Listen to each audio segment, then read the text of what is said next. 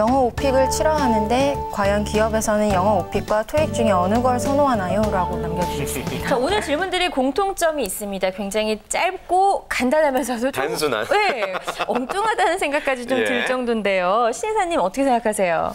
저는 이 질문이 좀 너무 간단하다 보니까 조금 두 가지 이제 그 애매한 궁금한 부분인데 이 질문이 이제 한 기업에서 내가 한 회사 지원할 때 혹시라도 오픽이나 토익 중에 선호하는 그런 점수가 있냐는 질문을 저는 이제 생각을 했거든요.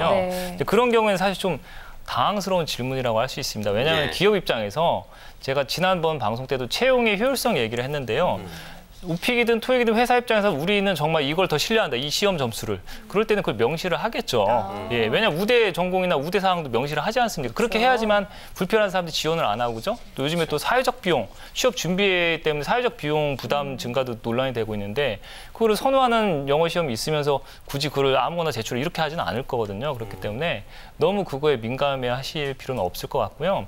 사실 이 정도의 질문 제 생각에는 본인 스스로 조금 논리적인 생각을 하면은 어느 정도 답을 찾을 수가 있거든요.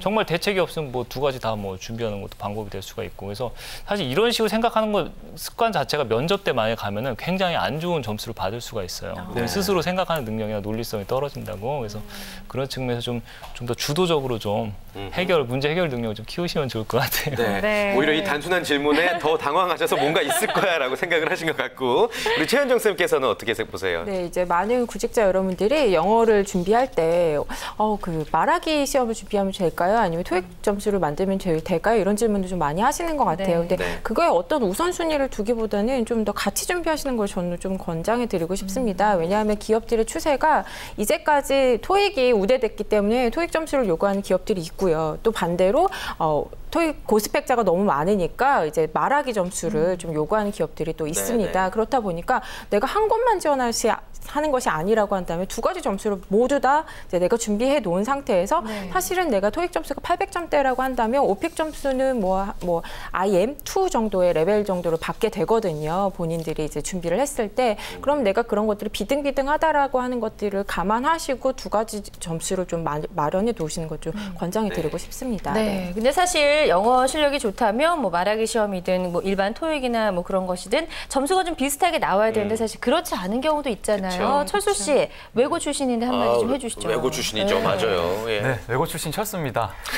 사실 저는 이분 이렇게 질문 보면서 지금 오픽 시험을 앞두고 계신 것 같은데요. 근데 시험 앞두고 이런 걱정하기보다는 조금 더 시험을 잘 치려는 생각 먼저 하는 게 나은 것 같아요. 근데 뭐 이분이 이런 고민할 수 있다고 생각하는 게 요즘은 굉장히 많은 일부 대기업들이 오픽 점수나 스피킹 점수만 보는 데가 많거든요. 그러니까 이런 고민을 하시는 것 같은데요.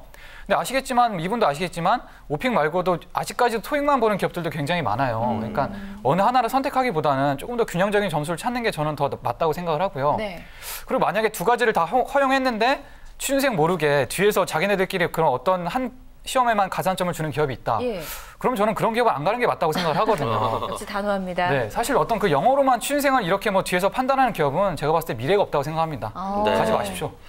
야, 우리 구직자 중에 이렇게 또 전문 상식을 갖고 있는 분도 찾기 힘들고, 그리고 또 말하는 거 들어보면 정치하셔도 굉장히 조리가 있죠. 설득력 있네요. 좋습니다.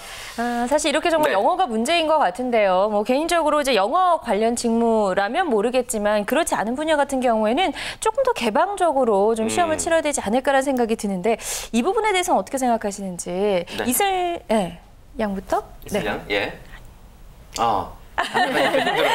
신이사님께. 저희한테 지금 저 몰라요 이러셨어요. 이사님께서. 회사에서 이제 영어를 강조하게 또 되는 것처럼 또 보이는 이유 중에 하나가 이제 채용의 효율성이 계속 나오는데요. 지원자가 너무 많다 보니까 기본 필터링을 좀 하고 그다음에 좀 더 정밀하게 세밀하게 평가를 하고 싶은데 그게 안 되니까 사실 이런 스펙의 일부 기준 자격 요건을 두어가지고 이제 1차적인 필터링을 하려는 이제 의도를 어쩔 수 없이 그렇게 되는 경우도 있고요. 또 너무 요즘에 미디어에서 너무 뭐 대기업 가려면 무조건 토익 한 900은 돼야 된다 이런 식으로 좀 과장되게 얘기하는 경우가 많은데 실제로 회사에서는 업무나 직무에 필요한 만큼 보고 평가를 하지 그 불필요한 거를 무조건 그냥 뭐 영어 잘하면 좋다, 뭐 언젠가 쓰겠지 이런 식으로 사실 단순하게 채용하는 경우가 많지는 않습니다. 그러니까 너무 압박을 갖지 마시고요. 내가 지원하려고 하는 직종이나 직무에서 영어가 얼마나 관련이 있는지를 먼저 좀 찾아보고 거기에 맞게 대비하시면 좋을 것 같아요. 네, 알겠습니다. 우리 전문가분들의 이야기를 통해서 여러분들 오늘 많은 부분 배우시고 또 느끼셨을 것 같습니다. 우리 이슬이 양 한마디는 하고 끝내야죠. 우리 열심히 구직 활동하고 있는 청춘분들에게 우리 네 분의 출연자를 대표해서 힘내라고 한 말씀 마지막으로 해주시죠. 네, 취업준비생 여러분들 화이팅 하십시오. 네. 앞으로는 끝인사 좀 준비해서 오세요. 예. 자, 다음 주 이 시간에는 따뜻한 잔소리는 이어질 것 같습니다. 오늘도 잔매거진을 풍성하게 만들어주신 네 분의 출연자분들과는 인사 나누겠습니다. 고맙습니다. 고맙습니다. 고맙습니다. 고맙습니다.